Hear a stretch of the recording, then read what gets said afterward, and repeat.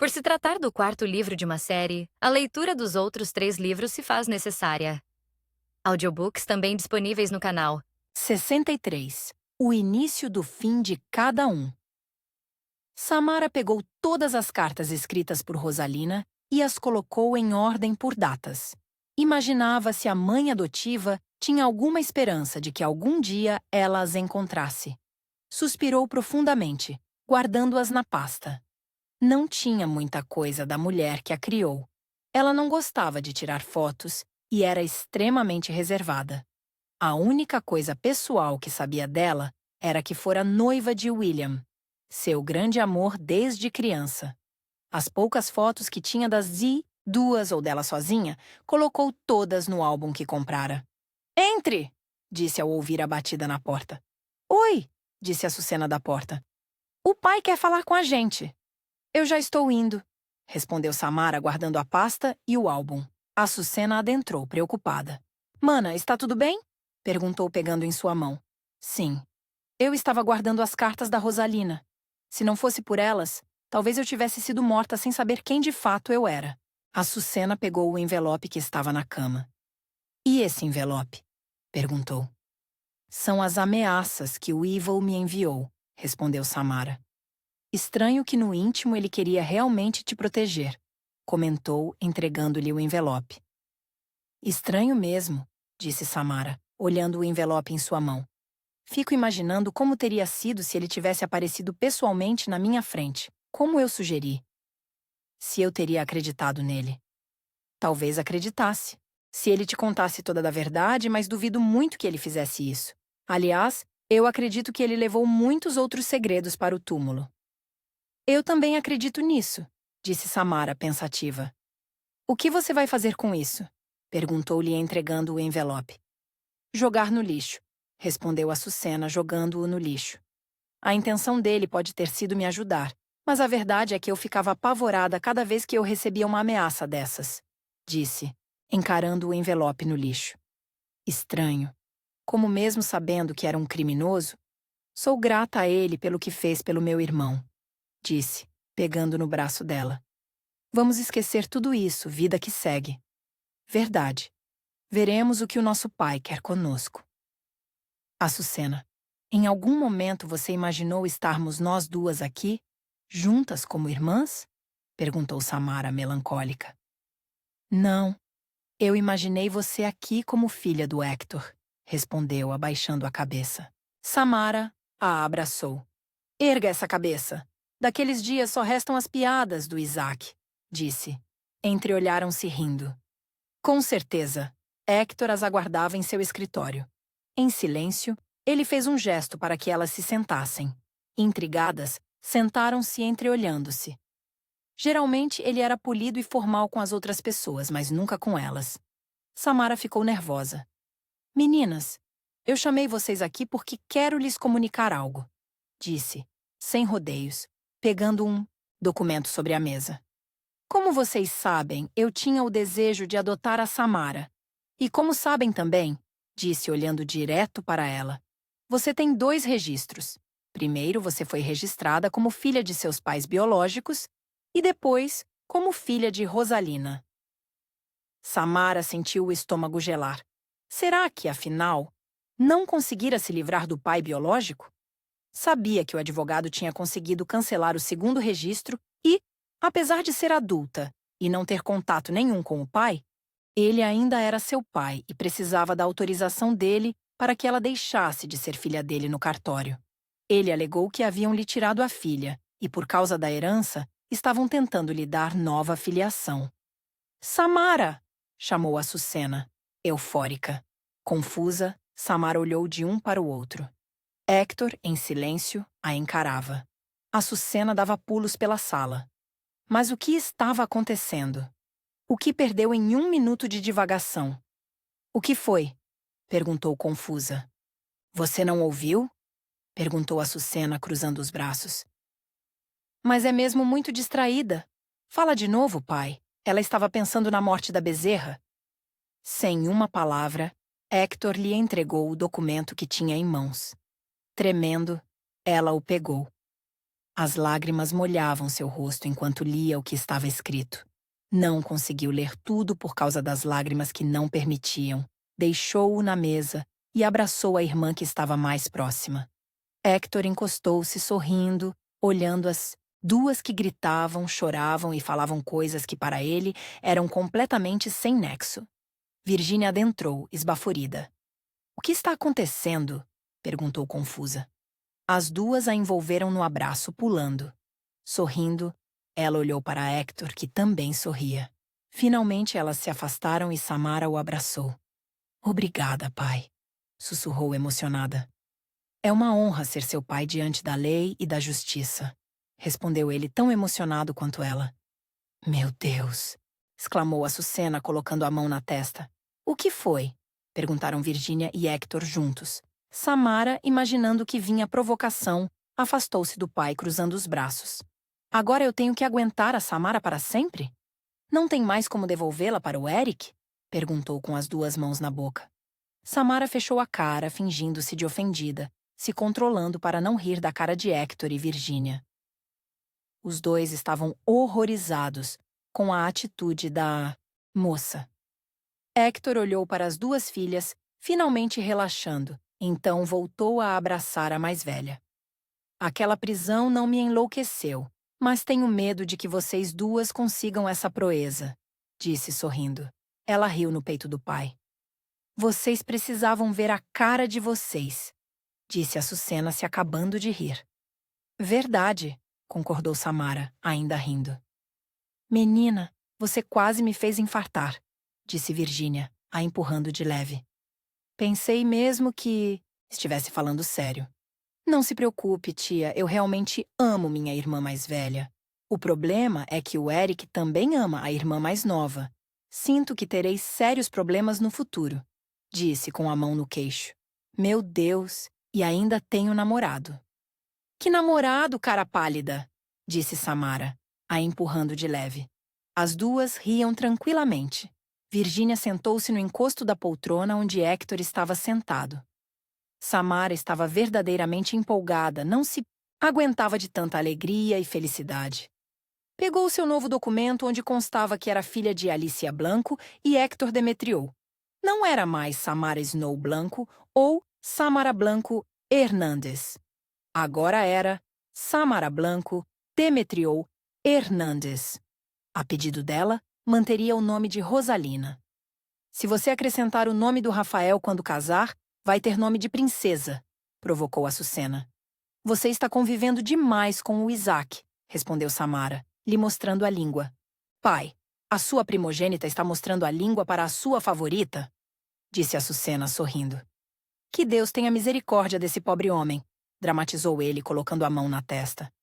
"A Açucena está convivendo demais com o Isaac e o Hector com o pastor Tiago", disse Virginia, sorrindo. Todos caíram na gargalhada. "Como você conseguiu convencê-lo a tirar o nome dele?", perguntou Samara. "Contratei o melhor advogado para defendê-lo. Em troca, você, seu irmão e a Valentina ficam livres dele para sempre." "Mas será que ele vai manter a palavra?", perguntou Virginia tensa. "Nós vamos cuidar para que isso aconteça, e tenho fé de que ele vai sim cumprir com a palavra dele. Deus vai cuidar disso", disse Hector sério. Samara se encheu de alegria. Era muito bom ver o pai falando de Deus tão naturalmente. Estava feliz pela família que Deus preparara para ela. "E a herança do meu avô?", perguntou Samara. "Conforme o seu desejo, o que foi vendido foi dividido entre vocês três.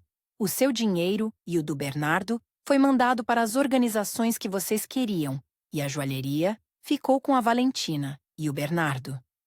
Finalmente, eles compreenderam que era o melhor a fazer. O que de fato é do Albert já está sendo devolvido a ele. "E como ficou a paternidade do Bernardo?", perguntou Samara, preocupada. Apenas recentemente, Bernardo descobriu que, assim como Samara, ele também tinha 2 registros, sendo um, ele filho do Sérgio, e outro, filho do Albert. O Sérgio conseguiu anular o que constava que ele era filho do Albert. Agora, oficialmente, ele é filho do Sérgio. "Obrigada, pai", disse Samara, o abraçando. Açucena e Virgínia se juntaram ao abraço. Rafael, sentado à sua mesa, se perguntava como era possível Caetano e Luciano simplesmente evaporarem daquele jeito.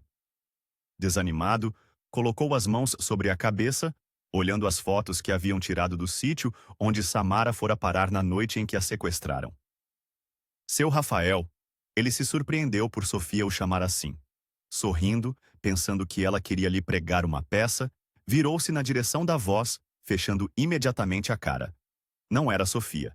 Apesar de, obviamente, a voz ser a dela, confuso, olhou para os lados. Ela não estava em lugar nenhum, e a mulher à sua frente o encarava séria. Meu Deus, será que eu estou tendo alucinações novamente? Não é possível que esteja ficando louco, imaginando a voz da minha cunhada? Pensou intrigado. Finalmente estava se livrando do fantasma de seu pai. Não era possível que justo agora começasse a ouvir vozes. Bom dia, em que posso ajudá-la? Perguntou sério. Eu sou Amara, respondeu a mulher. Aliviado, ele compreendeu o que estava acontecendo. Fisicamente, ela e Sofia não tinham nada a ver, mas a voz era idêntica. Graças a Deus eu não estou ficando louco, pensou, estendendo-lhe a mão. É um prazer te conhecer, Amara. Eu sinto muito não ter procurado por vocês antes. Espero que o Bernardo tenha explicado, respondeu, apertando-lhe a mão. Ele explicou sim, disse, olhando para os lados. A delegacia estava quase vazia. Além do mais, você nos ajudou muito. Aqueles documentos que nos enviou foram muito úteis, disse, indicando-lhe a cadeira. Assentindo, ela sentou. Como vocês sabem, eu era apenas a portadora dos documentos. Abelardo preparou tudo aquilo. Eu nunca compreendi o que o levou a fazer aquilo. Ele nunca confiou nas pessoas que o contratavam. Ele dizia que não existem amizades verdadeiras nesse meio, e que um dia ele seria traído, assim como o pai dele foi. Mas não foi. Ele quem matou o próprio pai? Perguntou Rafael confuso. Sim, mas como você pensa que ele chegou até o pai? Perguntou, arqueando a sobrancelha. Ele sorriu, tímido. Compreendo. Se ele tivesse procurado a justiça, talvez tivéssemos o ajudado, disse sinceramente. Não teriam, não. Se ele tivesse entregado tudo aquilo à justiça, ele estaria morto antes que a juíza Eliana averiguasse aquela papelada, respondeu triste. Por isso você sumiu? Temia represália? Não. Eu realmente precisava de um tempo. Perder o Abelardo foi muito mais doloroso do que eu pensei que seria. Ele tentou me preparar para esse momento, mas a verdade é que ninguém nunca está de fato preparado para perder alguém que ama, assim, concluiu triste. Eu sinto muito por sua perda, disse, sinceramente. Eu só lamento pelo fato do Abelardo nunca ter descoberto quem seja o poderoso que está por trás de homens como Ricardinho e o finado Olavo. E nós também. Gostaríamos muito de ter provas contra ele. Então vocês sabem quem é ele, afirmou, erguendo a sobrancelha. Rafael sorriu. Posso te fazer uma pergunta? Perguntou, mudando de assunto. Ela sorriu, assentindo. Por que você não o chama de Evil? Perguntou interessado. Porque ele não era tão mau, mas decidiu se tornar uma pessoa má, e descobriu que gostava que as pessoas acreditassem que fosse mau. Mas para mim, ele nunca foi essa pessoa. Estranhamente, Rafael conseguia compreender o que ela estava falando. Bernardo nos disse que você se inscreveu na academia de polícia. Sim, só não sei se me aceitarão, disse sorrindo. Afinal, meu currículo não é dos melhores, filha de bandido, amiga de bandido. Sei não, concluiu serenamente. O departamento está precisando de pessoas honestas e honradas. Se você é assim, não vejo por que não te aceitariam. Respondeu, recordando-se de que, quando fizera o concurso para a polícia, também pensou que não seria aceito e que dariam um jeito de rejeitá-lo. Graças a Deus deu tudo certo. Eu sou honesta e honrada, apesar do meu pai e meu... Ela mordeu o lábio, refletindo. Meu melhor amigo. Endireitou-se na cadeira. Mas o que me trouxe aqui não foi a academia, e nem quem seja o Lex Luthor de Granville, nem meu caráter. Rafael sorriu. Lex Luthor de Granville? Perguntou sorrindo. Rico, poderoso, misterioso, Manipulador. Lex Luthor, respondeu sorrindo. Só falta o super-homem. Quando a academia de polícia me aceitar, seremos muitos super-homens e mulheres, disse encostando-se. Mas, enquanto isso não acontece, eu quero saber da minha irmã. Ela também está ansiosa para saber de você, respondeu, feliz pela cunhada. Quando ela soube que tinha uma irmã, de imediato pensou que fosse uma piada de muito mau gosto e, conforme se acostumou com a ideia, ficara ansiosa para conhecê-la. Mas a morte de Evil foi um baque muito maior do que todos esperavam para a moça, e ela simplesmente sumiu. A única pessoa que a conhecia era Bernardo, e na casa onde o garoto os levara não havia ninguém. Dias depois, ela procurou Bernardo, entregou a ele tudo o que tinha guardado do Evil, incluindo o registro que Albert e Elizabeth haviam feito do filho. Ela mandara também uma carta para Sofia, pedindo perdão, mas ainda não estava em condições de ver ou falar com ninguém. Precisava de um tempo. Rafael ligou para a cunhada que, empolgada, concordou em encontrá-la. Assim, as duas irmãs combinaram de se encontrar mais tarde na confeitaria Ana. Despediu-se de Amara, voltando aos seus afazeres, sendo surpreendido pelo telefone. Alô, respondeu automaticamente, sem ao menos olhar quem era. Rafael, aqui é o diretor do presídio feminino. Aquela detenta que o delegado estava querendo falar com ela decidiu falar com o senhor. Mas ela disse que fala apenas com o senhor. Ok, eu estou saindo daqui, respondeu desligando o telefone. Pegando as chaves, correu à sala do delegado. Agitado, bateu na porta. Entra, respondeu o delegado. Rafael abriu rapidamente, sem, no entanto, entrar. Eu estou indo ao presídio feminino. Dona Elizabeth vai falar comigo. Eu também vou, disse o delegado já se levantando. Ela disse que fala apenas comigo. Frustrado, o delegado sentou novamente. Cuidado, eu te espero aqui. Assentindo, Rafael saiu correndo. Rafael respirou profundamente ao ver a mulher que vinha em sua direção. Sentiu uma ponta de tristeza.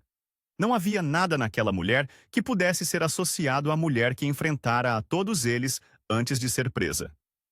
Senhor, seja o Senhor com essa senhora, que ela aproveite esse tempo para rever as próprias atitudes, pensou, pesarosamente. O que... está olhando?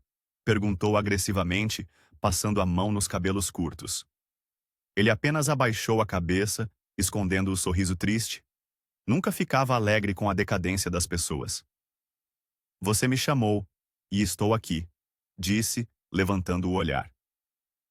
Não vai perguntar por que eu quis falar contigo e não com o delegado? Isso é irrelevante. Só queremos saber se a senhora sabe onde estão o Dr. Caetano e o Luciano. Eu chamei você porque, além de lindo, está apaixonado pela Samara, respondeu, ou ignorando. Ele ficou levemente surpreso. É, rapaz, eu sei das coisas. Eu não sei onde eles estão, mas sei como você pode encontrá-los. Eu tenho um amigo falsificador de documentos. Pelo tanto de documentos que eu já falsifiquei, você já deve ter imaginado isso.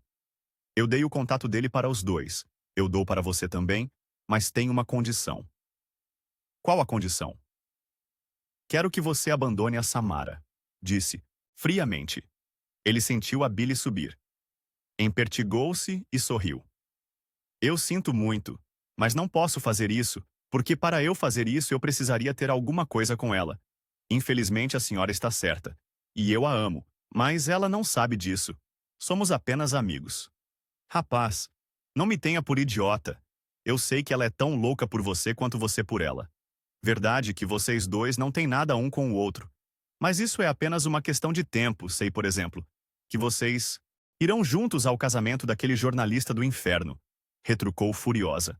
O que eu estou te pedindo é que você a deixe. Não vá a esse casamento com ela. E deixe de protegê-la como se ela precisasse.